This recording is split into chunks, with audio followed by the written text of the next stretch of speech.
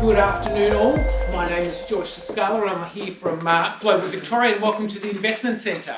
I'd like to start off by acknowledging the traditional owners of the land which we are meeting today, the peoples of the Kulin Nation, and pay my respects to their elders past and present, as well as the Aboriginal and Torres Strait Islanders here with us today. We have an exciting program here for you today. Many of you that have participated in the Victorian e-commerce network functions in the past would know that majority of our events have been focused on China, and up until recently we've started to go beyond that. And this is the second session, in recent times, the second session that we're doing in Southeast Asia. It's a great lineup we have. We're fortunate enough to have Lee Howard here from our Malaysia office. On the original program, we had Brett Stevens, the Commissioner, and we were going to video link him in. We're fortunate enough, though, that Lee, who has been living in Southeast Asia for close to 20 years, was in town and had agreed to participate in today's briefing, and he can give you some insights into life on the ground, particularly from a Malaysian perspective.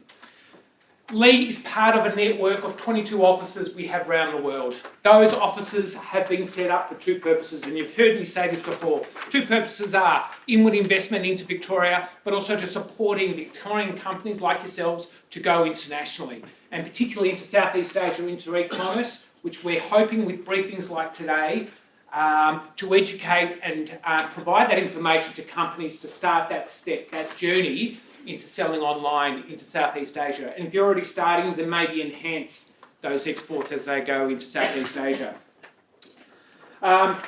We can't put on an event like this without our key partners. Asialink Business is a key partner in delivering the Victorian e-commerce network, and we are very thankful for Nick and his team in delivering these events. It really is a lot of work that goes into these, and very thankful for that partnership. We're fortunate today as well to have Austrade as a partner, and we have Chris Morley here that will be presenting, and they are a key partner in our international engagement. And thank you very much, Chris, for your contribution. Scott, you've never heard me talk about, I don't know if you've ever talked me about Alibaba, but many of the people that have participated in these briefings in the past know of the history that Global Victoria has had with Alibaba. We're very thankful for the opportunity to have such a partnership with such a global organisation and their presence here in Victoria. And today is another example of that relationship and their contribution to working with us, engaging with the industry. Scott was actually played a critical role in the acquisition of Alibaba into Lazada. So you'll be able to give us some real deep insights into that, their focus in terms of engaging and what their purpose is for engaging in the Southeast Asia market. So it's quite critical. I just want to finish off on another note, and this one's related to China. I know you focused on Southeast Asia, but there is an event taking place in November called the China International Import Expo. And registrations have closed, but I just want to let you know that Australia Post has some positions for product categories. For many of you in this room today are open. Australia Post does have some positions available, so if you are interested, please reach out to Aussie Post or someone from Global Victoria, and we'll be able to facilitate an introduction. That's taking place in November. It's massive, just huge. Last year was the first time it took place. They're claiming over a million people attended the show. It goes for kilometres. It's quite significant. So if you are interested, please let me know. I will now pass over to Nick to basically start formalities for today's session. Thank you very much. Thank you very much, George, and good morning to everyone. I'm Nick Henderson from Asialink Business. Really pleased to be here with you today.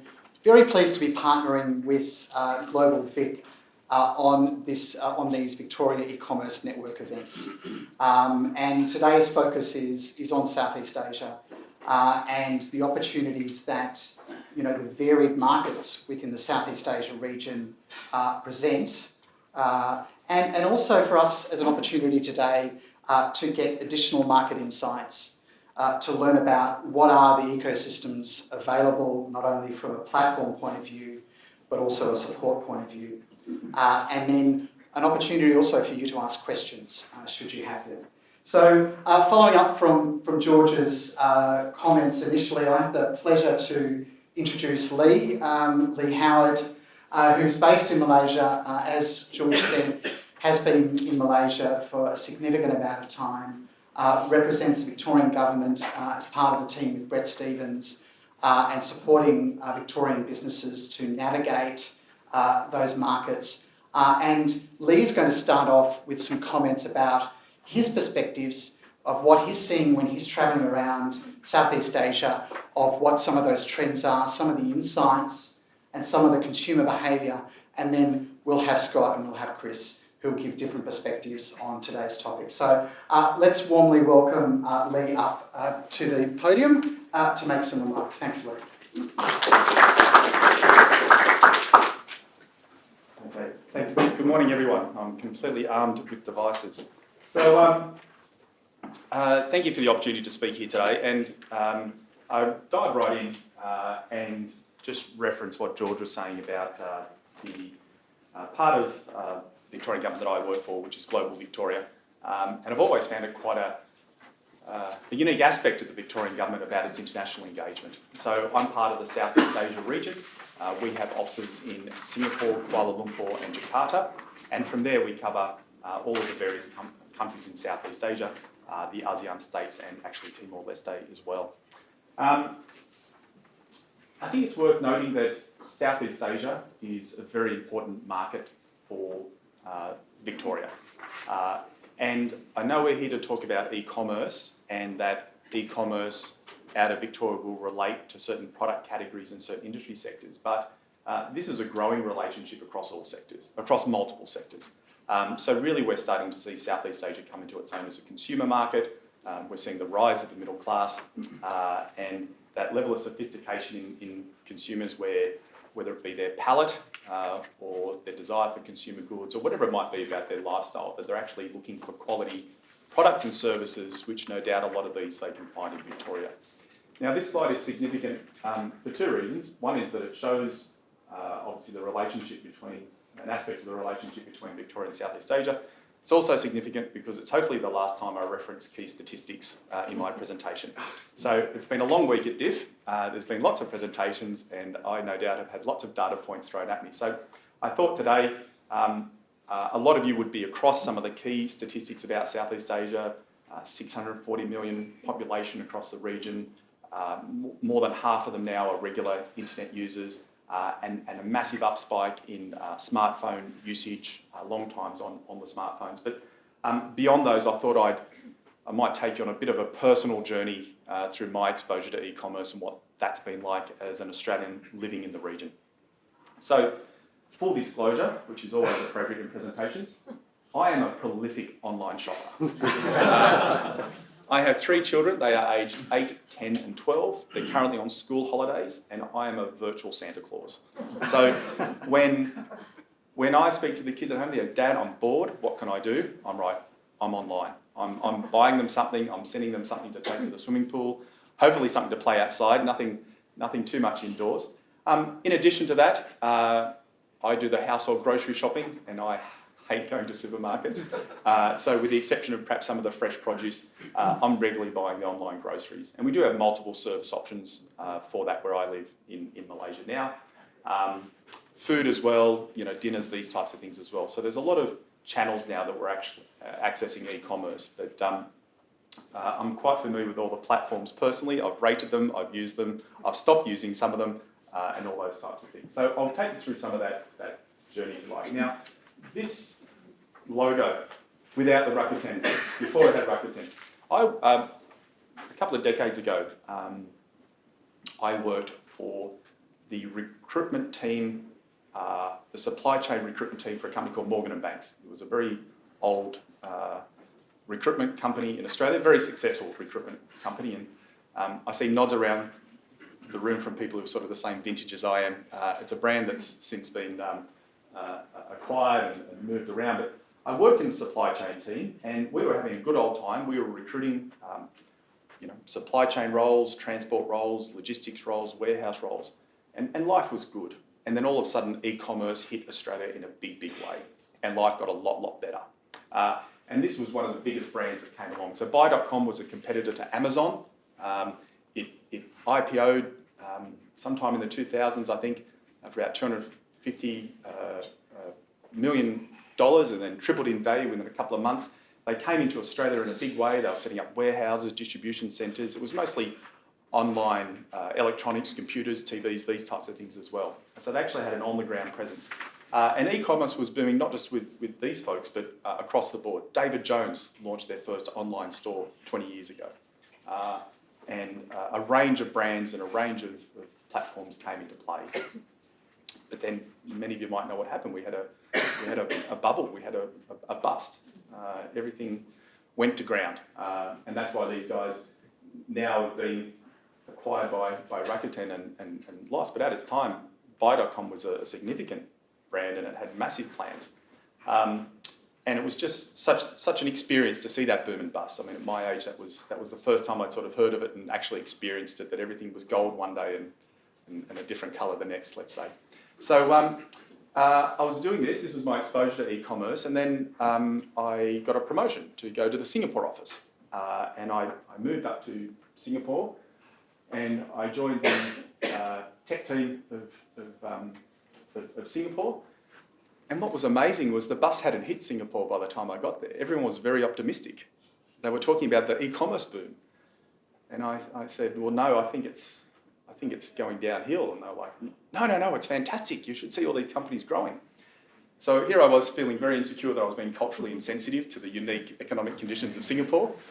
So I proceeded to go along with that and seeing all these e-commerce companies there. But next thing we know, we had the first recession in 20 years in Singapore. We had September 11, which really had an impact. We had an outbreak of a disease called SARS, which completely decimated Singapore, completely decimated the economy. And the outcome of that on e-commerce was that it just left. And for all of my time that I've now been living in Southeast Asia, I was in Singapore and subsequently Malaysia, there was about a decade from about, let's say, early 2000s to early 2010s, if that's a decade, where e-commerce just wasn't really around. And it wasn't really around for some of these reasons. So the international players left. There was no local, there certainly weren't any local players. Massive consumer mistrust. So just this, if it's, online was not something you trusted, if you like. There was still low internet usage. The internet wasn't as slick as it is today, and so that affected things. Another factor, of course, most consumers are still using cash in a lot of their transactions. I mean, making large purchases, going down, buying large consumer items, I'm talking white goods, maybe even motor cars, and paying cash. That wasn't unheard of. Fear of fraud and scams and these types of things, and also just not the logistical options. That was, I think logistics and supply chain as a component of e-commerce has been an enabling factor in the modern day. And so this is recognised by a lot of e-commerce players as a period when there wasn't a lot of activity. Although I note that a couple of categories have always been successful. And living in Malaysia, for some reason, throughout this time, you would always buy your movie tickets online. That was a form of e-commerce that was successful in spite of everything else. You would never line up, and you'd certainly buy your pizzas online and look for a payment option there. So it's interesting that these categories still continued. So the journey to e-commerce in Southeast Asia, for this period, when things started to get going again, we had this undercurrent of blogs, if you like, and they became the skeleton upon which local e-commerce was built, because the blogs were attracting an audience. They had audiences before people valued audiences to the way they do today, and that's really, really important. And then we had the rise of online classifieds. So the online classifieds, the non-transacting platforms, came first, and they were massively successful. And in fact, where I am in Malaysia, we've had several categories, if you like. There's 4 key categories in online classifieds. There's cars, property, jobs, and general classifieds.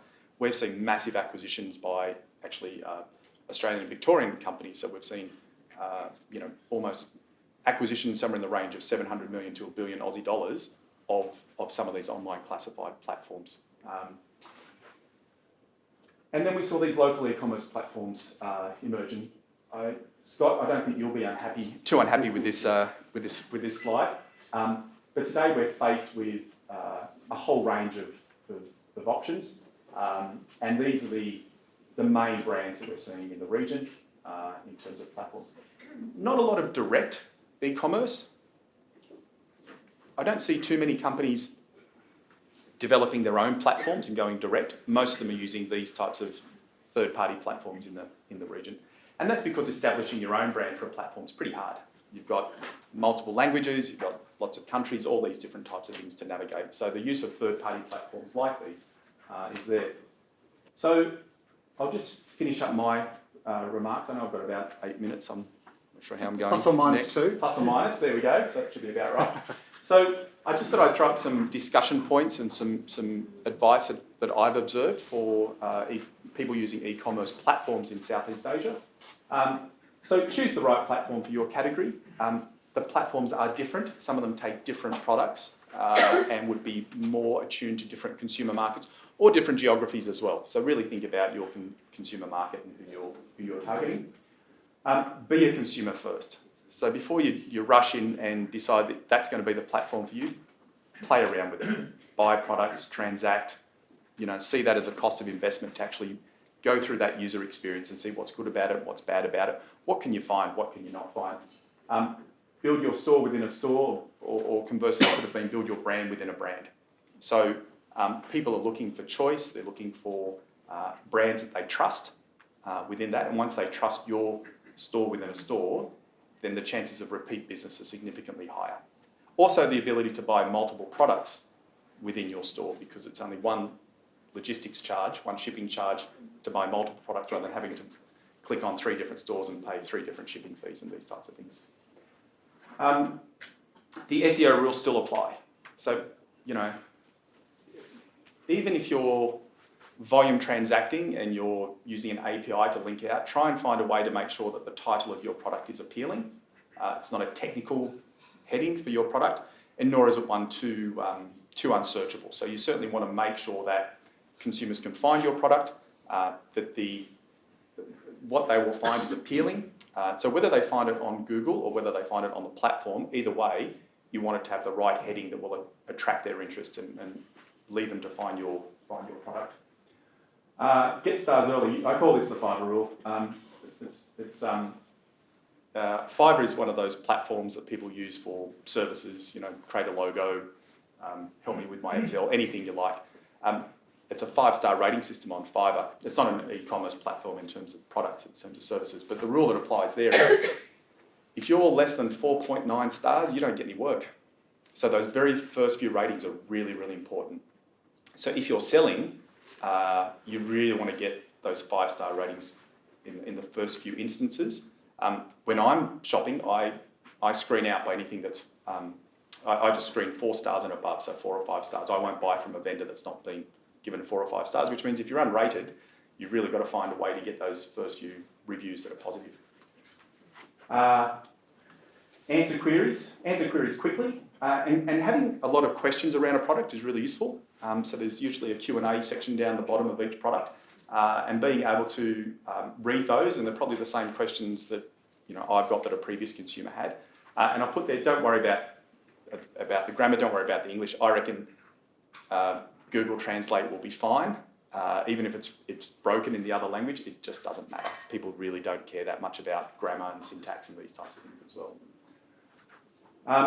So I put 2 points there. Plan your logistics. So obviously that would be a key point of discussion around how you're going to ship your product either directly to the consumer or to the distribution centre of the platform, because places like Lazada will have a distribution centre, a distribution hub that you can go into, which is quite useful, but you do need to plan the logistics, plan the cost. I'm sure that's a factor for all of you. But the key piece that I've always found missing from a lot of e-commerce players is reverse logistics. How do you manage returns? How do you manage claims? How do you manage, I've seen situations where the platform has given a refund to a consumer, but the merchant's already shipped the product, and how do you get that back and these types of things as well.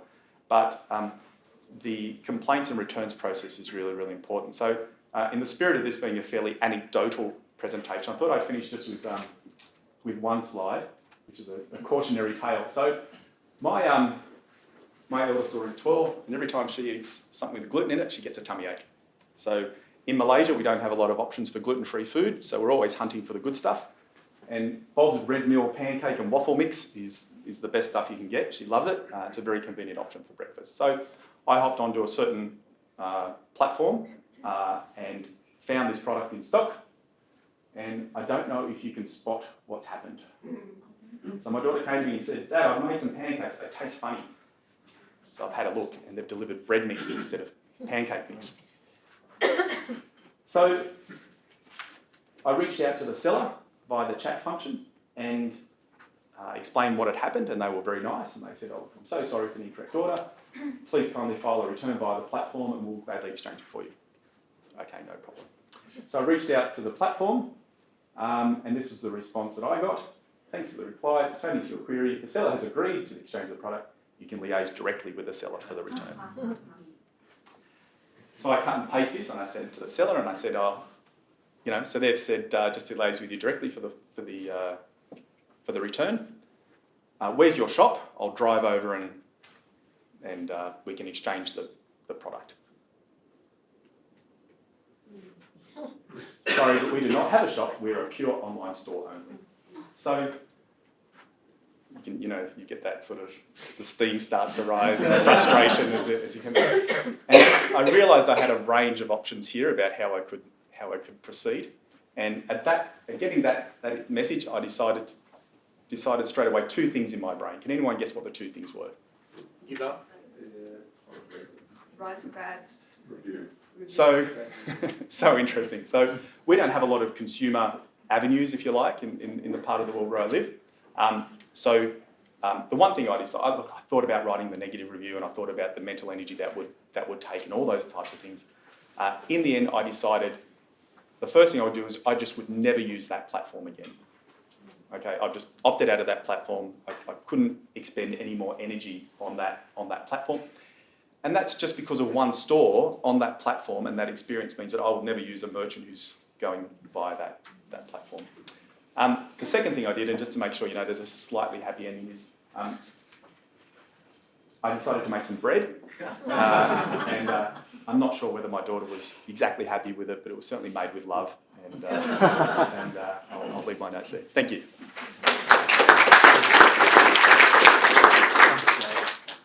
Thanks so much, Lee. Some fantastic insights there. Look, it's my pleasure to introduce Scott Nee. George did mention that Scott had been 19 years at Alibaba, which is a pretty long time in Alibaba years, and was intimately involved with the acquisition of Lazada. So we've got a really knowledgeable person who's able to share some insights as to how Lazada operates and add some additional context to Lee's comments and share with you what is on offer, I guess, or what are some of the solutions available within the Southeast Asia market. So over to you, Scott. Thank you very much, Chris. It's indeed my pleasure to be here and then share some of our insights into Southeast Asia, and then in particular the Lazada platform. I joined Alibaba in April 2000, so it has been a journey of 19 years. As Lee mentioned, I joined before the internet bubble burst. Because every youngster back then had a dream of going to an internet company and explore what it is within an internet company. I was kind of, in that wave as well. It has been a very interesting 19 years, up and downs. I've been always working in the globalization kind of front of Alibaba. I worked for 15 months based out of Mumbai, 2 years on and off in different countries of Southeast Asia, and then I came down to Victoria, to be based in Melbourne since 2.5 years ago. So in this market, we have been carrying on this one mission of connecting Australian and New Zealand brands and merchants to markets like China. So on our cross-border e-commerce platforms like Tmall Global and Tmall, we've connected over 2,000 brands to the China market. And yet, I was often raised with the question, how about the Lazada platform? I think today will be quite interesting for me to talk about the Lazada platform, SE market, and then the services that we feel ready for Australian New Zealand brands to explore. Lee did mention some of the stats. I won't repeat all of them. So this is a very vibrant market, and that with a rising mid class.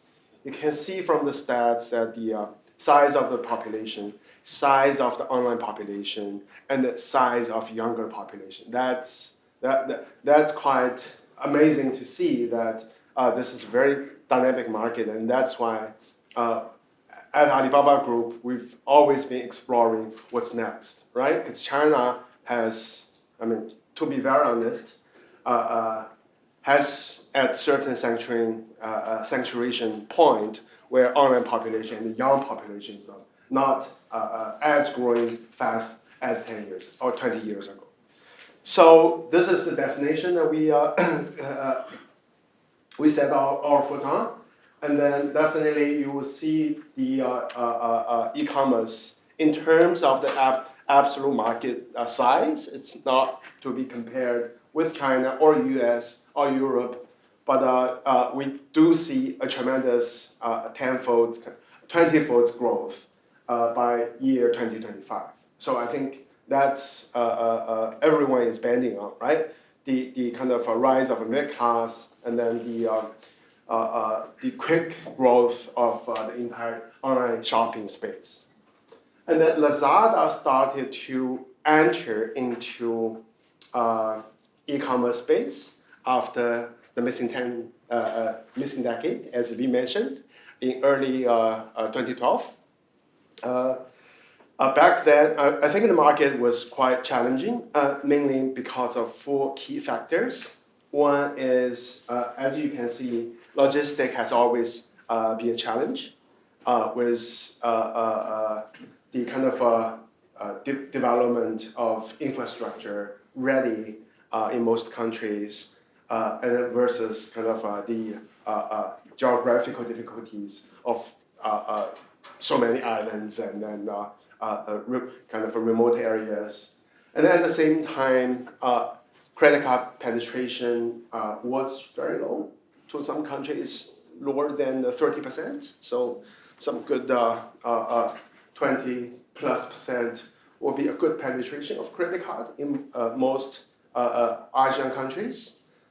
So COD, cash on delivery, is the norm. Today, if you look at any market, if you look at Thailand, Indonesia, number one payment option is cash on delivery, up to 60+% of the total transaction online, also including platforms like Lazada.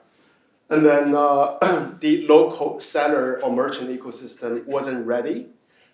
So back in 2012, how to kind of leverage the made in China and the global brands in the region has to be kind of the thing. Otherwise, it will be quite a long journey to educate and then handhold the local players, the local merchants and the sellers. And then at the same time, it was at the tipping point of going from PC internet to mobile internet. So I think Lazada has made a number of choices along the journey, and the right choices to make what it is today. So started off as a startup incubated by Rocket Internet, and then along the journey, I think one thing I have to say that on the logistics side, it has been Lazada's strength and the focus. So that's why they invested in the distribution centers, its own last mile fleet to resolve the cash on delivery kind of headache, and then also can build up its global shipping network, ready to connect the Chinese and the global merchants into the Southeast Asia logistic hub that they built. And then Alibaba acquires a controlling stake in the year 2016.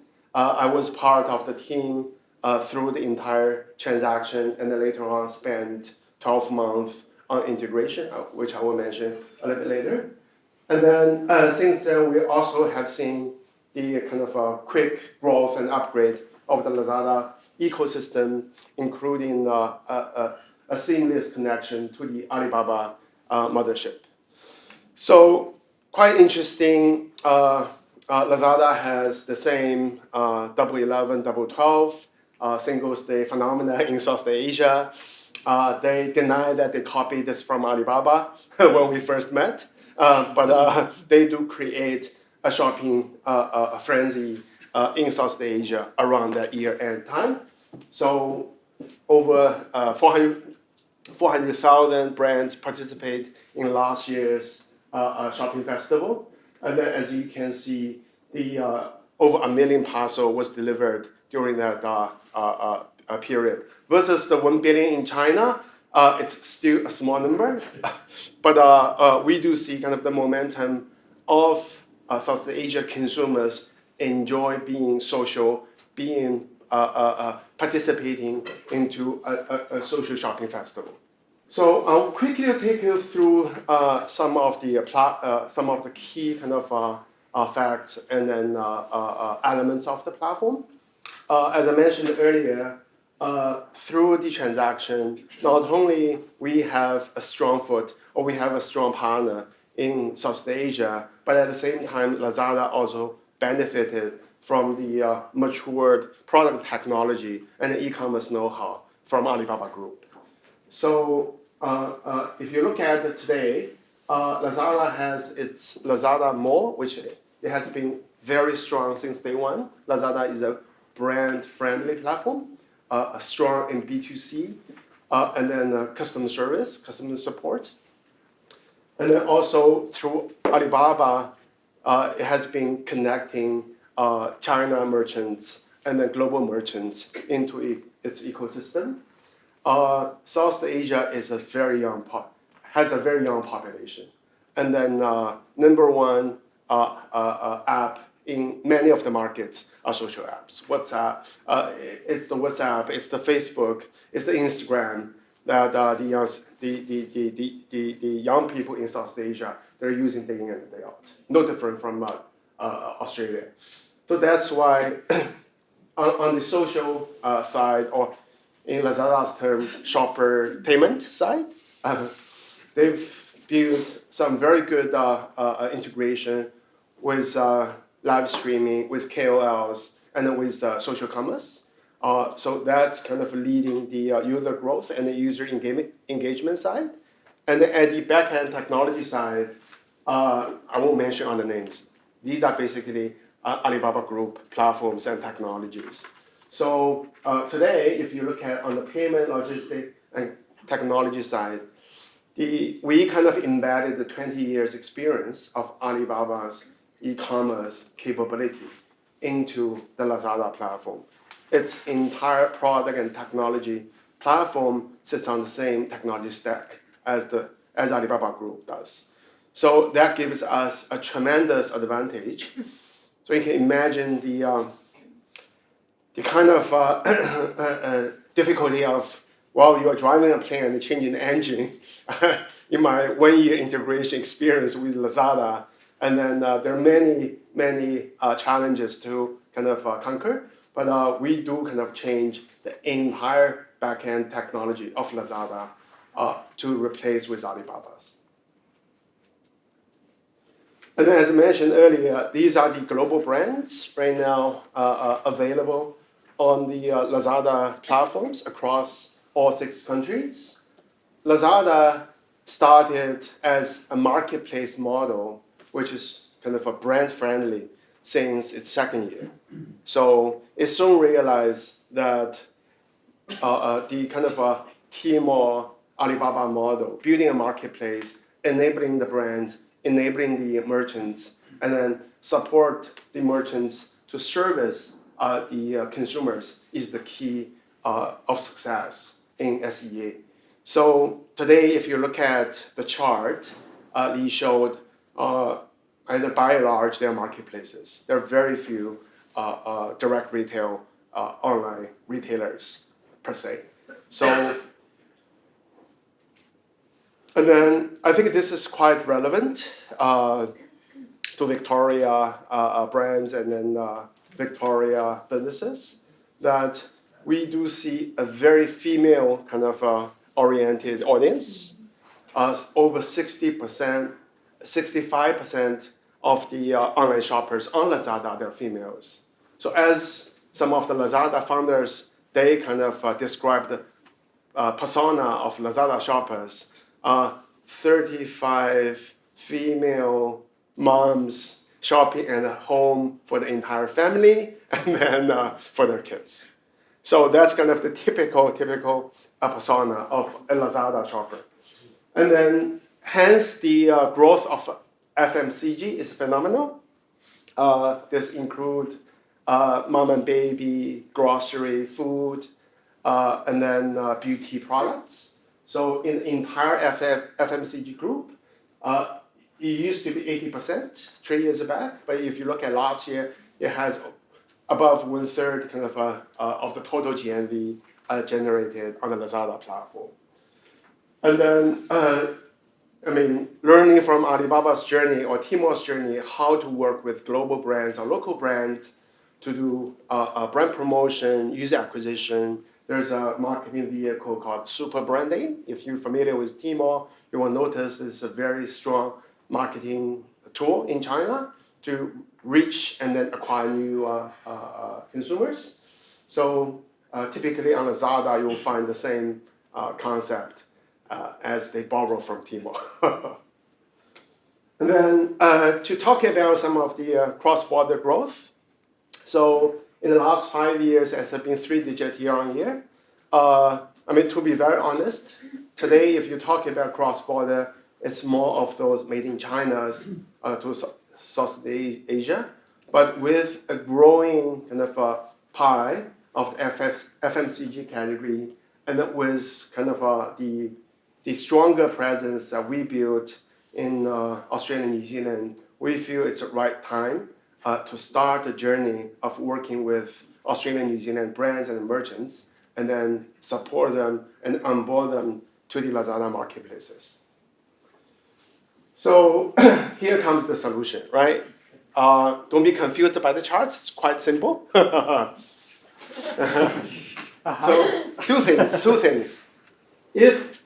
Look at the decision tree over here, it's quite straightforward. So many merchants came to us and asked, how do I do Lazada, right?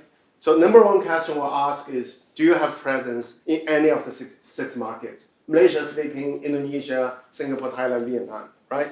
If you do have, and then the next question is, do you have your product over there with your reseller, distributor, or local retailer? These are the two simple questions. If the answer are no, then probably you will go through the cross-border channel rather than a local Lazada mall channel. So you have to ship or pick and pack products from Australia or anywhere else to ship into SEA. So that's kind of the simple answer. We've been working with a few brands who has strong distribution net partners in some of the 6 markets where we feel a Lazada mall approach, a branded flagship store, is more appropriate to present the brand, and then having their local distributors handling all the online operation and the customer service and order fulfillment. Okay? So moving to next, if we talk about the cross-border model, where you don't have any direct presence through yourself or a distributor in the 6 markets, then again, logistic option is critical to make a seamless consumer experience. So that's why we have been really focusing on improving this. Right now, there are 3 options. One is the Lazada Global Shipping, where they have warehouses in China, Hong Kong, and Korea. Basically, the merchants can do pick and pack, and then send the parcels to Lazada's warehouse, and then they do the rest. They do international line haul, they do last mile, they can do COD, and then they also do return from their distribution center. Basically, merchants are only doing the first mile, sending all those picked and packed parcels to the Lazada Hong Kong, China. It's in Shenzhen and EU warehouse. So that's the Lazada global shipping option. We launched a warehouse in the Malaysia digital free trade zone, where we kind of started the journey of Lazada global fulfillment. So for the 2 markets of Singapore and then Malaysia, if you do the bulk shipping to and then having a product in the digital free trade zone warehouse of Cainiao and Lazada, then the rest is basically handled by the Lazada logistics. They do pick and pack, they do last mile and everything. All right. Unfortunately, to some of the countries, we don't have that logistic network ready. So we do have merchants came to us saying, we have third-party solution providers are going to use our own kind of a shipping route. That's also open for any merchants to use their seller shipping kind of option. All right. So on the payment side, I won't go through all the details. We partner with Payoneer and the Word First, which is also acquired by Ant Financial. They have a quite big team based out of Sydney. And then definitely Alipay through its local wallet in Southeast Asia are also providing payment and then services. So many of you are curious that if I'm looking at certain markets, what is the entry barrier? So this slide, I particularly asked the Lazada team, if I only need one slide, that this is a slide. So on the left-hand side, you will see the 5 top category that we have from Victoria. Okay, these are the mom and baby, health supplements, grocery, beauty and personal care, and also fashion. These are the Tmall Global stats that we kind of the typical brands and the category breakdown. So I mean, to be very honest, if you look at the entire 6 markets, normally we suggest Malaysia or Singapore as the kind of starting point, where there are kind of a more friendly policy. So if you look at health supplement and beauty and personal care, whitelist only, meaning Lazada has a whitelist of brands. They do their own review. There is a few kind of less certificate approval regulatory kind of requirement versus other markets, for instance, Thailand or Indonesia. For most of the product categories, there's very specific approval or certificate requirements, which is quite similar to China, let's say 6 years ago, where there was no cross-border channel and it's gen trade only, right? So it's very similar.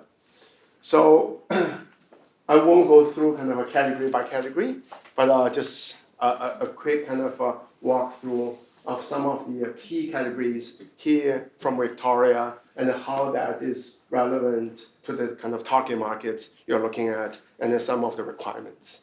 Okay? So this is it. Very happy to take this opportunity to share some of the insights into Southeast Asia and the Lazada platform.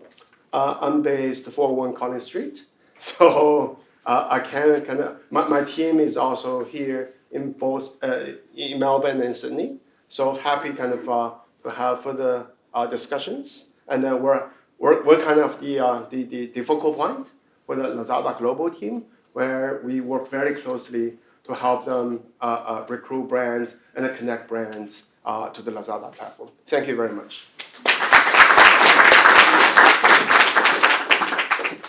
Thank you very much, Scott. Can everyone hear me? Yes.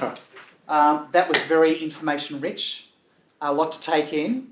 But as Scott mentioned, you can feel free to reach out to the Alibaba and the Lazada team. I'm now just crossing off some of the questions I was going to be asking Scott, so you've answered some of those there. So thank you very, very much. What we're going to do now is I'm going to introduce our next panellist and speaker, and then we're going to get into a panel session. And I'm going to ask our first panellist to come up, Mr. Chris Morling, who is Senior Advisor with Austrade. And Chris is a Senior Advisor. If you want to come up here, please, Chris. Is a Senior Advisor in the agribusiness and food team within Austrade. And Chris is going to share some insights on what Austrade's doing to support businesses as well in relation to e-commerce in Southeast Asia. I'll pass it over to you quickly to give some quick insights, and then I'll ask our panellists to come up and we'll continue with some questions. Thank you. Right. Thanks very much, Nick. Thanks for the opportunity to come here today, and thanks for all of you giving up an hour and a half or so of your time, or maybe 2 hours by the time we get out of here. But I know everyone's pretty resource poor at the moment, so I hope you get something from the other speakers as well as myself today. Austrade are really interested in the online space. I mean, we see this as a great way for brands to enter these emerging markets. Export, as you know, it's really tough. It's really hard. And so, as sort of Scott was showing, there are some options that are available through working with these different platforms to actually open up these markets where problems around logistics and payments are all taken care of. And we see more and more the marketplace, the online marketplace, as the best way to go into the e-commerce opportunity in the region, because it actually gets rid of a lot of the questions, a lot of the problems that you're going to have if you're going to go and, say, create your own website in that country. So, sorry, I'm just going to grab this document here that our team have been producing. Now, this will be released early next week. So this is our e-commerce in the ASEAN market. So this actually does a review of the countries that were mentioned before, those 6 different countries in the region. And it looks at the different sizes and the different, market snapshots of each one. But it looks at also the marketplaces that are impactful, but also the social media opportunities that are in each marketplace. And then this is almost just a bit of a starting point for you to hopefully then come and use the Victorian government or Austrade to really help take that to the next journey. How do we then get into the next, take that next step to get into market? So Nick, I might hand it back to you now. I will just say that, as I said, this will be available next week. And so whether through Asialink or ourselves, we're happy to just send you a direct link and you can download it yourself next week. Thank you, Chris. I'll ask you to take a seat there. And I'd like to invite Lee and Scott up to the front as well, please. So let's give them a round of applause. So if I can take the opportunity to perhaps start off asking you a few questions, and then I'd like to give everyone in the room the opportunity to ask some questions as well. Businesses have a lot of choice, I guess, when it comes to looking for growth markets. Just provide some insights from, I'm not asking anyone in particular, but insights from your side on, in terms of food, consumer products going into Southeast Asia. What sort of general advice would you, from your different perspectives, provide to some of the businesses in the room, and perhaps start with you, Chris. Sure.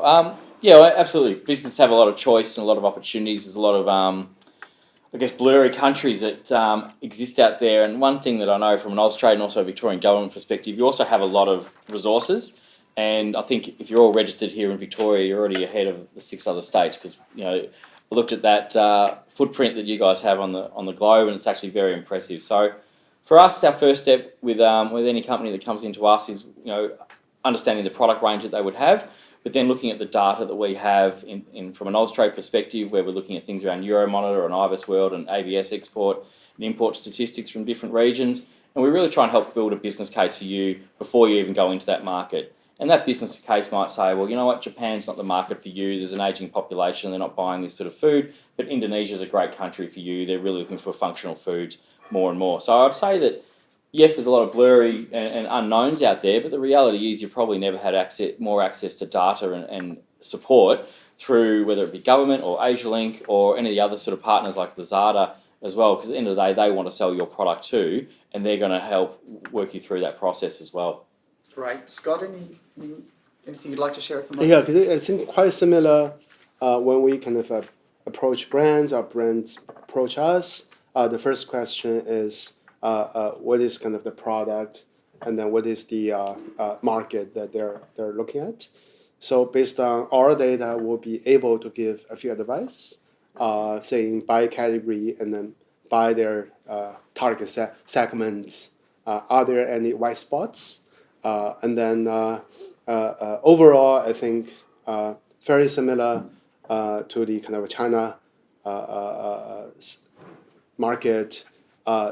With kind of the growing mid-class, and then their aspiration for the kind of the quality and the healthy lifestyle in Australia, we do see an overall kind of demand for good quality products. Fantastic. Lee?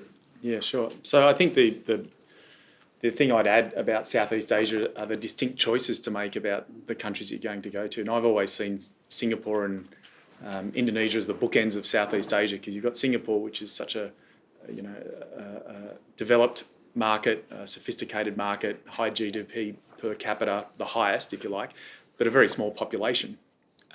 Contrasted to somewhere like Indonesia, which has a massive population, but a whole lot of hurdles. Very undeveloped, lots of islands. It's a physically getting goods out to those places can be quite difficult. And then we've got this belt in the middle of places like Thailand, Malaysia, Vietnam, Philippines. Put Indochina to one side for a minute, but that's sort of those 3 tiers that we've got within Southeast Asia. So I think there's just the fact that there's some very distinct choices to make once you've got that data. Thanks, Lee. I think that's a really relevant point.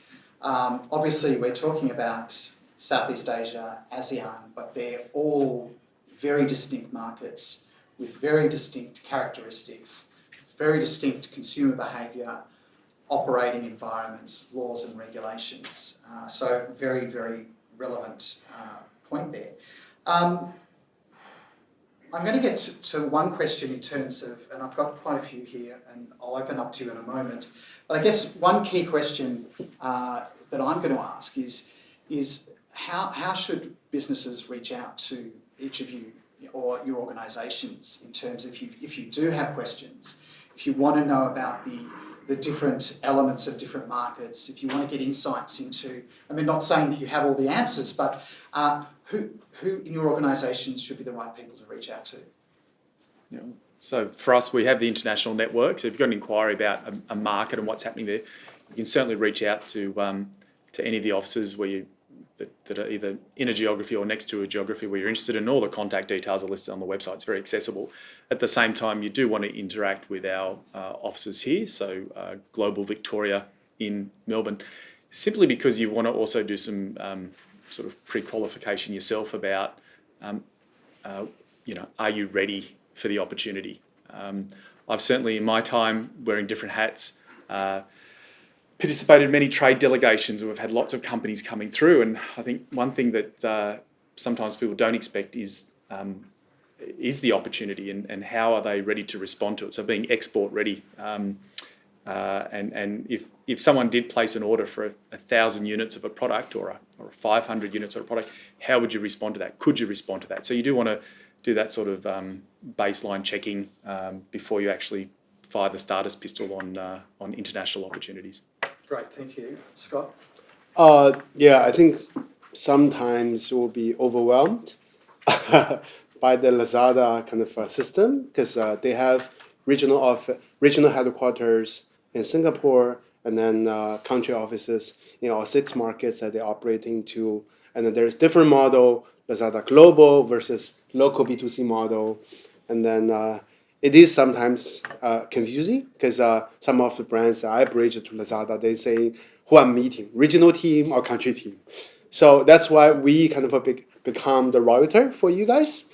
So our Melbourne and Sydney team, our team kind of will be the focal point, understanding your needs, your requirements, and finding kind of the relevant Lazada team and connect you in the most efficient way. So always find our local Australian New Zealand team, and I believe we kind of know each other for some of the brands quite well. Fantastic, thank you. And Chris? Yeah, I'm probably going to echo, sound like a broken record up here, but no, really it starts with what relationship we have with Austrade Onshore. So within the agribusiness and food team, I'm one of 14 people. Green Yang, who's here in the audience today, she's our dairy queen. There's not anything in dairy. Sorry, do you want to say hello, Green? Sorry to put you on the spot, Green. We're all sort of divided into different sectors here onshore, and then we would work with connecting you through to the 83 offices across the globe that Austrade has. I think we're all fairly approachable. Similar to Lee, there's a list of names and contacts that you can reach out to on the website and even call us. And we're over the road, number 60, level 3, Collins Street. So happy to take you out for a coffee and talk about export. Sounds good. Thank you. Before I've got a few questions, but I thought I might just see, do we have any questions at the moment from the audience that you'd like to ask? Please go ahead. Paul Lockwood from Monash. As a brand, understanding consumer behaviour is really important for a successful brand. What would be the one key aspect that brands should be aware of, difference between cultural consumer behaviour in Southeast Asia compared to Western, that brands need to be aware of? Yeah, really good question, and one that we face, and I'm sure the Victorian colleagues face this, and as well as Lazada each day, is that there's a different mentality in terms of the way food is consumed, and coming from a food background with this, and I think it's just more important to understand a lot of the food that we've been eating as Westerners is very, very new to a lot of these countries in the ASEAN region, and so there's a real need for education and sort of calling out what the health benefit, what it actually means, why is fibre good for you, what does calcium do for you, and protein, and some of those functional call-outs more and more. So that investment in education and branding and sort of helping the consumer connect with your end product is really vital.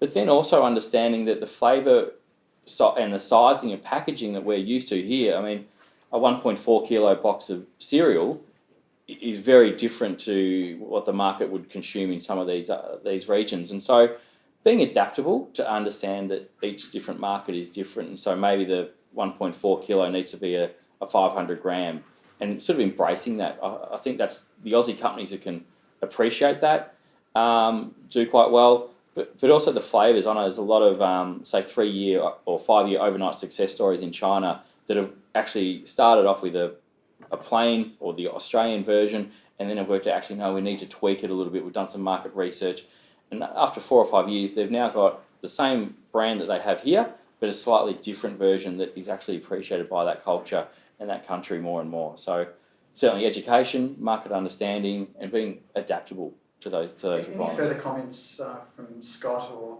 from Lee on that? I think just to build on that, I think also we've got a natural advantage coming out of Australia or Victoria in terms of the reputation of quality produce and products. So that's what the consumer expects when they're buying Australian or when they're sourcing out of Victoria. That's the expectation, and it's a fantastic head start.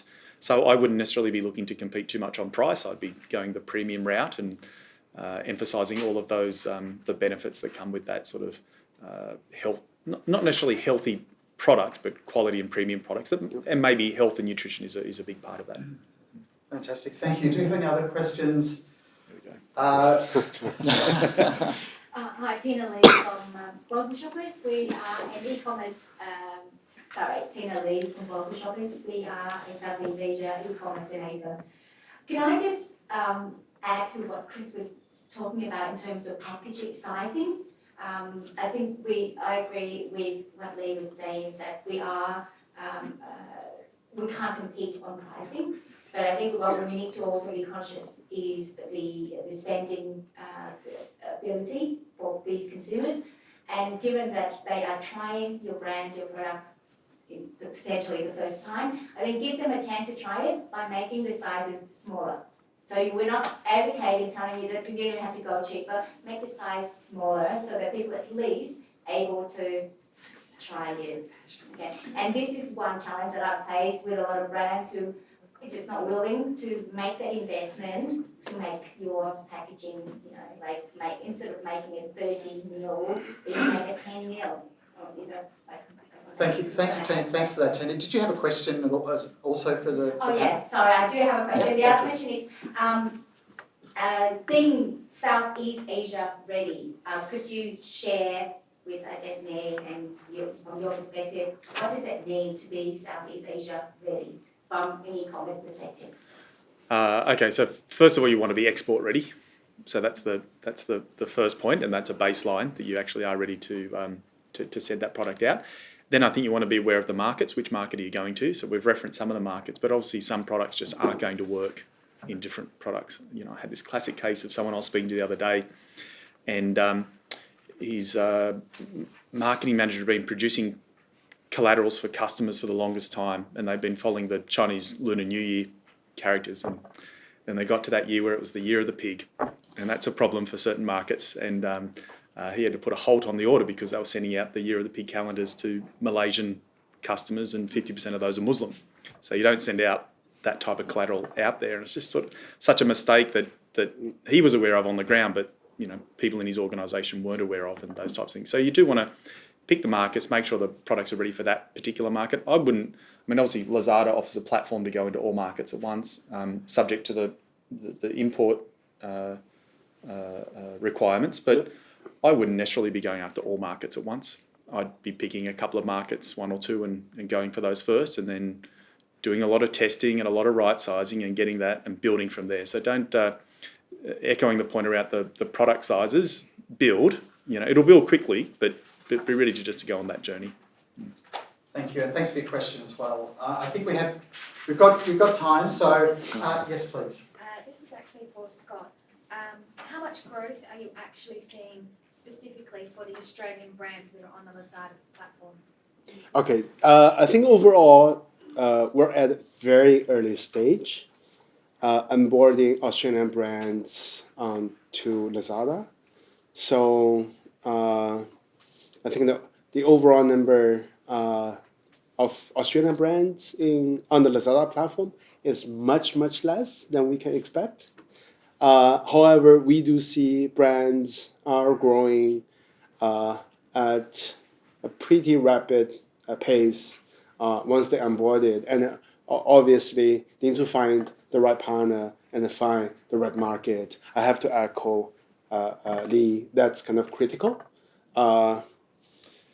Launching all 6 markets is something we don't recommend. From day one, carefully select the market, and then also find a strong local partner, and then really start from there. I think that's our kind of general advice to Australia brands. So from the brands that you have onboarded, what kind of growth are they seeing or need to obviously be able to be capable in regardless, say it's a single market and say... Yeah, I think single market-wise, we're seeing brands have year-on-year 3 digits, but as I mentioned, this is very early stage. It's actually, once we go in volume and then there are more products, more brands, I think we'll be able to tell kind of how the stats will evolve. But right now, for a few brands that we onboarded, we're seeing 3 digits year-on-year. May I ask you just a question there, just to clarify. Were you asking what are the requirements for individual brands or No. just more generically? No, the generic Okay, growth just of, understand. Growth rate of a brands on of Australian. So brands. it's like a take up of that region. How are they actually reacting to those Australian brands, and Yeah. what's that take up and that growth? Fantastic. Yep. Thank you very much. I'll come to you in a moment. Yes, over here, please. Just a very quick question.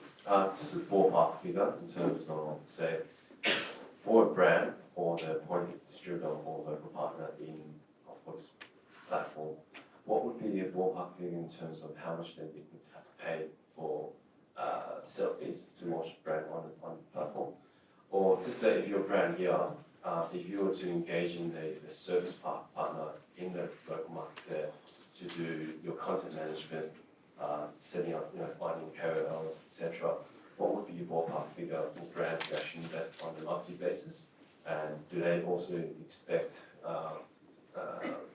monthly sort of retainers or rebates for percentage of sales? Just a rough idea in terms of this. Sorry, was that to Scott in particular, or It could be to just maybe Scott, if you can give a little bit of an insight as well, and perhaps any other insights that you may have, Lee and Chris as well. So I think the typical cost items are definitely there is a service cost to distribute a service partner, and then this varies from markets to markets. But we will use, let's say, one market as a benchmark. Let's say Malaysia, and then the other cost. I think there's one big kind of cost item in different logistic routes. So I think that is also quite typical when you are doing kind of direct shipping from here to consumer, or you have warehouse in any of the markets where you do pick and pack and then last mile. So I think ballpark number. I'll get it offline with you. Can we get that in writing? Yeah. No, look, I wouldn't have anything to add in terms of specific costs around that or expectations of specific partners. But I mean, I think, our role if you came to market would be we'd put you in touch with relevant contacts and then we'd let you engage directly. And I think just to echo that as well, that's the key, is doing the homework as to all of the relevant costs. Whether do you need to use a TP for some of these Lazada platforms and other platforms in Southeast Asia, all of those cost layers. There are places to go to get that sort of information. There are people to talk to help you to understand those relevant ecosystems to your particular businesses. So obviously reach out to people on the panel, others in the room as well. We've obviously got a lot of people who are already engaging, and the sharing of knowledge is also really important as well. So, Lawrence? Would you? Thanks, Lee. Just a quick question for Scott, really. Thanks, Lee. Scott, I wanted to ask about the fulfilment. So if a company is going from Australia into Lazada's platform, and you guys are doing the pick-pack fulfilment last mile, what sort of visibility or interfacing do you need to actually work with their systems here to know that they've got enough inventory on hold and the sort of throughputs that you typically, what sort of reporting does Lazada give back to exporters? Okay.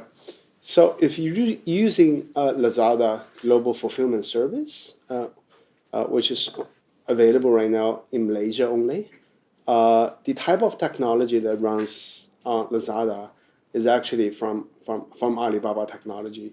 So the kind of the entire inventory and then the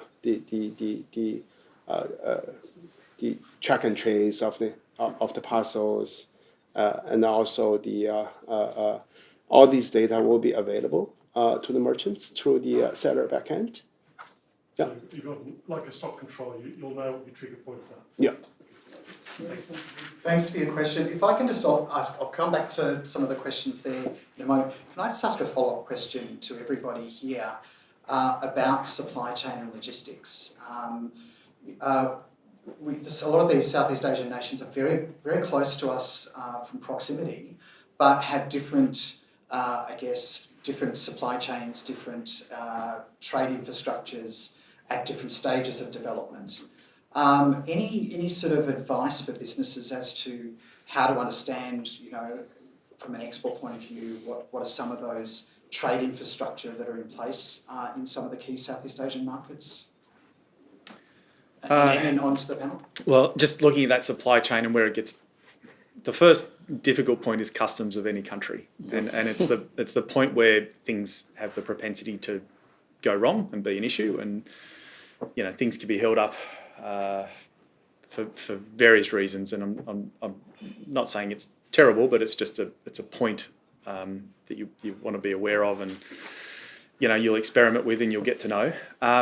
In terms of logistics options, those have improved fantastically, and there's a multitude of players, and I think it's almost the Uberization of express parcel services has opened up a whole lot of options for the supply chain companies, the logistics express parcel companies as well. So I think that's been better than ever in a way, although in a lot of instances, if you go onto a product page and you see complaints about a product, if there's a complaint, it will more often than not relate to the delivery service than the product itself.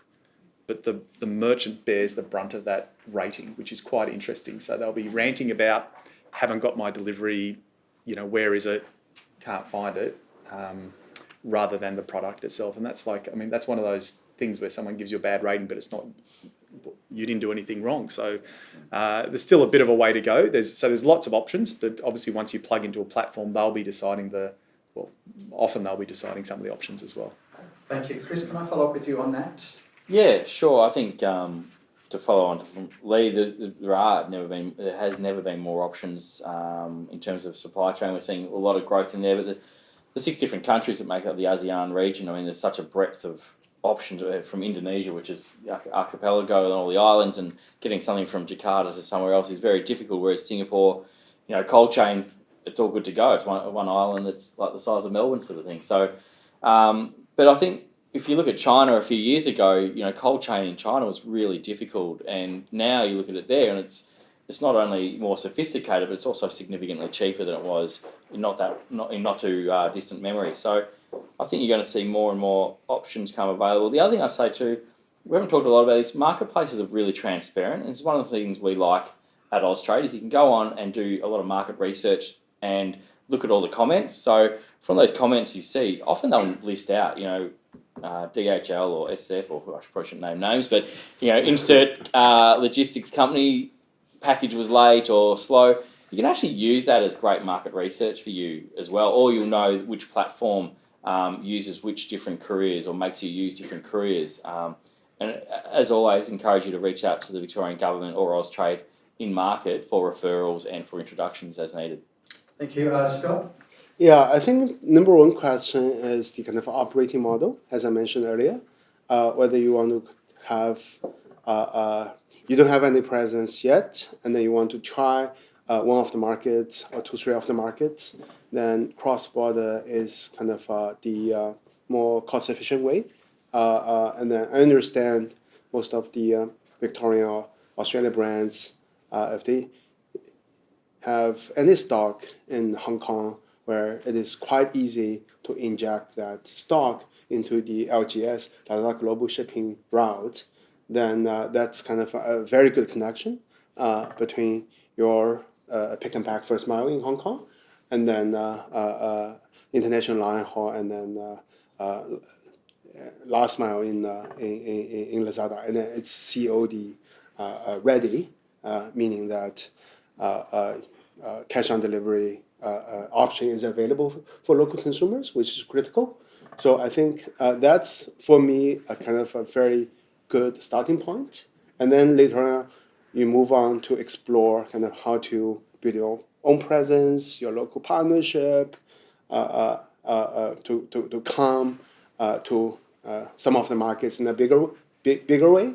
So that's where kind of a deeper local partnership or knowledge is required.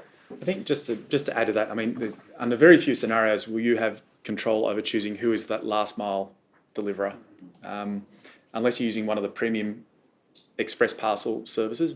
You know, even if you're going with, if you're going with Australia Post, they're not the ones delivering in country on the other side. So that's a bit of a challenge, I think, and you know how to find out and rate those providers is you know, it's only by going through and experiencing it. But that's a lot of research in the scheme of things, I think. But it's something to be aware of, that the company you choose on this end is not the company delivering on the other end in market. And if I could just add to that, there are, as you said, the research and, you know, all of these elements, there's a lot to cover. You know, each country is different. There are different solutions, and again, there is that information available with Australia's eCommerce guide that will be coming out soon. You have the opportunity to reach out to Lazada and to obviously the government and others as well for that support. Now, we have a little bit of time left. Do we have any further questions? Yes, the gentleman with the bag. So if you can mention, sorry, your name, company, and your question and who you'd like to ask that question to. My name is Luby. I'm from Lazada. So we are an aggregator of different Australian brands, and we are selling them on probably dozens of platforms, marketplaces in Asia. So I will say Lazada is one of the most difficult one, and so my question is to Scott, and give me a bit of history. So you have mentioned during your presentation the first approach of Lazada was products from China, and so you have in your marketplace a lot of cheap products from China. For Australian brands, it's really difficult to go into Lazada and to sell. And probably for some brands like Blackberries, Reese, or Sukin, so they are already known, it's easy to sell on Lazada. For a new brand, so like sorry, excuse me, can I just ask, what was your question, please? My question is regarding to Daigou, finally, so it's probably okay. regarding to this one. So are you supporting Daigou that are bringing brands or bringing products, let's say, like in the bags or in the suitcases? Okay, thank you very much. Scott, would you like to answer that question? Yeah, I think the Daigou phenomena is quite kind of unique with the China market.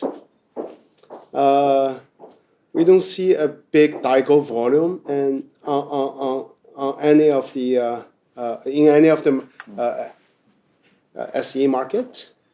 I think partly because that the brands that we see from Australia, I think will require more effort to build that brand equity and the consumer engagement in this market. So you're right. For some of the better known brands where they have physical presence in SEA, definitely they are listed in the major marketplaces as well. For smaller brands, I think Daigou for me is a different way of social marketing. So really understand the social marketing landscape, try to understand what is the segment, finding the right kind of social messaging to engage them properly is worthwhile trying. Yeah. Okay, thank you very much. Sorry, we have a question for that. Yes, you're fine. Yes. Hi, my name's Yufan. Hi, I'm Yufan from Notice Bar. Question is for probably the panel. I'm interested in your thoughts on, well, I guess you spoke about the importance of education, telling people about the brand, the history, the products, and why it's better. I guess I'm interested in your thoughts on the best use of funds to educate within the Southeast Asian market, and whether it's influencers, KOLs, and whether that is still the predominant way of educating. I guess the caveat to that is, there was a point in time when celebrities were paid to endorse a brand, and then that became sort of wishy-washy because they were paid to do it. And that's when influencers took over, and now all of a sudden everyone's paying influencers. So, interesting in your thoughts. Who would like to start on that one? The digital marketing landscape in Southeast Asia, and I guess some of the differences. Obviously, again, it's not a generic marketing landscape, but anyone like to? Yeah, I'll have a bit of a stab at that for you, old mates. Good to see you again. Yeah, well, look, the KOL market's fascinating. You know, we watched that in China, particularly emerge, and you're right. It used to be paid for placement of that product in a video or whatever. And what we're seeing a lot more is that KOL market change to it almost being more of a partnership or a rev share model. So whilst the KOLs are still sort of active in that market, and I think the other thing too, there's about 6 different levels of KOLs. You can go from everything from spending $1 million Australian to about 5,000 Australian dollars and everything in between. But to go to your actual question about how would you spend that money, and I think it's really important that, you know, similar to what you do in Australia, is you look at where your consumer is. You know, where are they? What markets? What are they engaging with? You know, do they follow KOLs, influencers, Instagram, social media, or are they more traditional? And I think that's going to really drive your decision making. And it comes back again, a bit of research, a bit of due diligence, looking at who else is there in the market, what your competitors are doing, and from that, I think you're going to get a bit of a gauge of it. And probably go back to the question that was earlier, just around, you know, brands that aren't known in that market. I think it's incumbent on every brand that's going into market. Export's really difficult. You know, you're competing in these markets that are much bigger than Australia with every brand in the world. And you've really got to bring your A game. You know, there's lots of support from different governments and different organisations, but it's still incumbent back on that brand to really back themselves in and find budget to spend on marketing, spend on branding, and really drive themselves into that market, because every other brand in the world is going to be doing exactly the same thing. So I hope that answered your question. If I can just add another comment, I like the term that you mentioned, bringing your A game. Yeah. I think that comes to for all business people, when we're going out and doing business in new markets, we've always got to bring our A game and have also the ecosystem of support around us as well, which is critically important. Do we have any more questions? I might give you an opportunity. Anybody who hasn't had the chance to ask a question yet? Yes. Joe from Crazy Dragon. Traditionally we do dumplings. We're trying to export to China and found that because you can't do value-added meat products, you have to actually process it in China. But we've had issues with food fraud, and even our farmers send containers over there and they'll sell one container through an e-commerce site, then they'll check the numbers on the e-commerce site and 3 containers have been sold. So even though the cold chain logistics have caught up with the Western world, products getting out there, but what's happening is somewhere, and it's normally an inside job within the distribution network, whether it's for retail or food service. Sorry to interrupt you, may I ask, what was your question? The question's about to come. Okay, fantastic. Do you have statistics both from a federal, state government and from an industry perspective on what the ratio is percentage-wise on what actually gets sold in the Southeast Asian market compared to what is sent? Okay. There you go. Thank you. Very good. Thank you. Sorry, I wasn't trying to cut you off there. I just wasn't sure. It was a complicated question. So Very you good. want to know Thank the you size very of the black market? Is that what you're asking? Yep. Right. Yeah, particularly with regards to wine and beef. Okay. Well, wine's interesting. Wine Australia, I mean, most products that leave Australia are sort of, Wine Australia sort of overview that and leaves with a certain certification. There are, Austrade has an ability to look at export statistics, so ABS based on the HS code. I guess everyone's familiar with HS codes. So we can look at how much leaves the country under that HS code, and we can look at what arrives in other countries based on that HS code. Now, from time to time, you're right, there's discrepancies. How that happens, I can't tell you. I don't know, is the simple answer. But yeah, that market exists, and we could look at, if you said, we exported under this HS code, and you look at a country like China, how much actually arrives, we could probably... Not arrives, how much is sold? Sold's a little bit point more... Of sale, that's the issue. Well, point of sale, you can look at different stats for. However, you know, it won't capture things like a Daigou market or the sort of that grey market where some of that product would go through. Lee, did you have any insights as well? Well, yeah, anecdotal ones. It's hard enough to sell a container without finding out that they've sold 3 with your logo. Well, I did speak to one company once, and they said that more of our product is sold in China than we actually produce. So that was the challenge that they were expressing. So do you have the stats available for us? No. I mean, no, because the same stats are what we live and breathe by in terms of what's exported. What's sold is not something we, you know, as a government have as governments have access to in market, if you like. We're not recording that. Companies have an interest. Big companies seem to have an interest in getting that data for themselves when they can. But it's really ethereal. Like people know what's going on, but it's a hard thing to catch. Can I just also say, happy to also have it. I'm sure that we're all happy to have a chat with you afterwards. And if you would like to sort of if you had any further questions, we can kind of also continue to have those outside as well. Well, we're just launching a anti-counterfeiting company. Oh, here we go. Yeah. Oh, that was the leading question. What a great idea. Thank you very much. Oh, well, I was just checking if you knew. Your company might want to use your own products, something like that. Okay. No, So we can help. very good. So that's very good to know. And that's counterfeiting is obviously a challenging issue when it comes to e-commerce. Not only in Southeast Asia, not only in North Asia, but in Australia as well. So thank you very much. I would say we haven't seen, in Southeast Asia though, we haven't seen the same types of negative issues manifest that have, some of the things around in China like counterfeiting and Dago and those types of things. It's not been an obvious part of, Also, e-commerce. there's fake beer in Malaysia. That's such a low margin that means the highest level of counterfeiting. I think don't most think- markets look at different stages in economic development have those sort of challenges. Maybe not fake. I wouldn't say that's been an issue. Maybe things that are imported or sold without duty, that's probably more of an issue. Yeah. Okay, thank you. Have we got any more questions before we wrap up? Yes. Final question for today. Yes, you. Yeah, thank you. Yuki Bao from ANZ International Development. I just have a question for all panel members. This is more of a generic question. I think everyone has touched on the brand name issue, saying that Australian is clean, green and high quality. However, I think as Chris has rightly pointed out, the same also applies to a lot of our international competitors.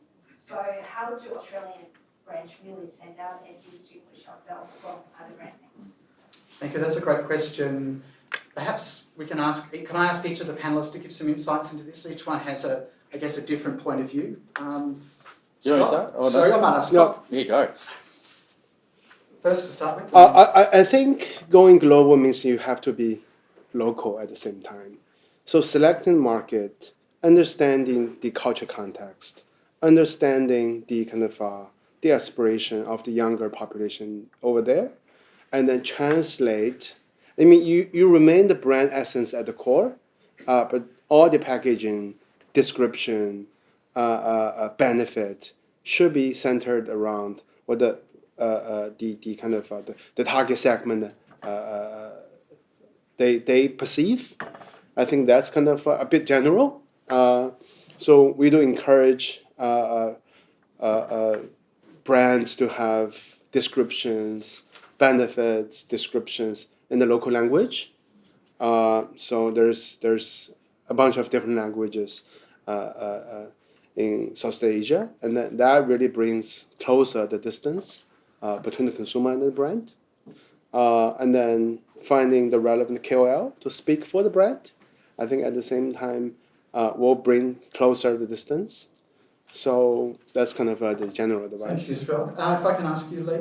Yeah, I think what you say is true in terms of other countries having very high quality products. At the same time, a couple of things. I pay distinct credit to Australian exporters in terms of their ability to provide really high quality products, but also go through all of the hurdles and hoops that are required. I mean, Australian exporters do a really, really good job of navigating all of those aspects. So their products are in market, and that's where brand Australia has come from. It's not that people know Australia over being good, but the products are on the shelves and they've been enjoying them for decades. And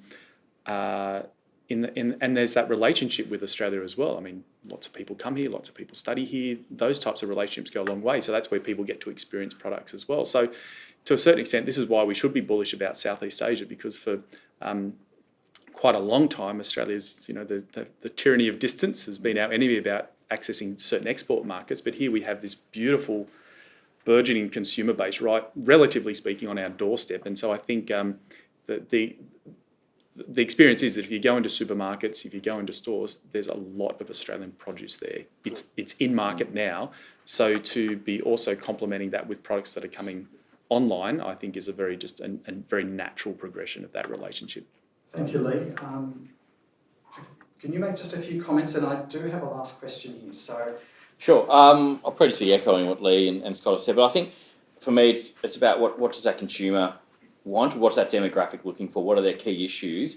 And just trying to connect them a little bit more. I think, Australia, we have such a regulated system of getting food or cosmetic product on a shelf here that it's actually such an advantage when we do go into market that the product is that high quality. The clean and green is great, it's a good starting point, but the key thing is understanding that consumer demographic and how do we engage with them. What are they looking for? What do they need? Is it higher protein? Is it certain skin conditions or whatever it might be? And really trying to just connect those dots as much as you can. And each country is going to be different. What works in Indo probably won't work in China or Philippines or Japan. I think that's the other key thing. These are 6 different countries in the region, and whilst they're on our doorstep, and we've got a great relationship with them geopolitically, it's really what does that consumer want? And I'll be going back to that. All right, thank you. And I do have time for a last question. Sorry, if you'd like just to... It's Anna Louise from Farm to Hanger. Just for, say, one market, one segment, what type of lead time would a business be looking at, say, to start and finish the process of getting themselves into Southeast Asian markets? Who would like to answer the final question? It's a really good question. Yeah, it is. Well, it's just, it's horses for courses, and I've just seen so many, and it depends on what level they're operating as well in terms of how big that business is. If it's a small business, I've seen big businesses coming in, and if it's a path that's been trodden previously as well, has someone already gone in there and done this? So has someone trailblazed for you, or are you on the frontier? Certainly going into markets like Singapore and Malaysia is pretty accessible, very, very easy. I think this hails back to a sort of Commonwealth heritage where the framework and everything's quite similar. So it feels quite natural to do business in those environments when you've come from Australia. It's not a massive culture shock. There are things to look at, but the paths in, and if it's not food, if it's fashion, you'll be, and you're not incorporating an entity. You'd be in market almost straight away. Whether you're selling is a different proposition, but if you want to be in market, I think you could be in market in a matter of weeks. All right, thank you. These are big topics. There's lots to talk about. Thank you very, very much for your fantastic questions.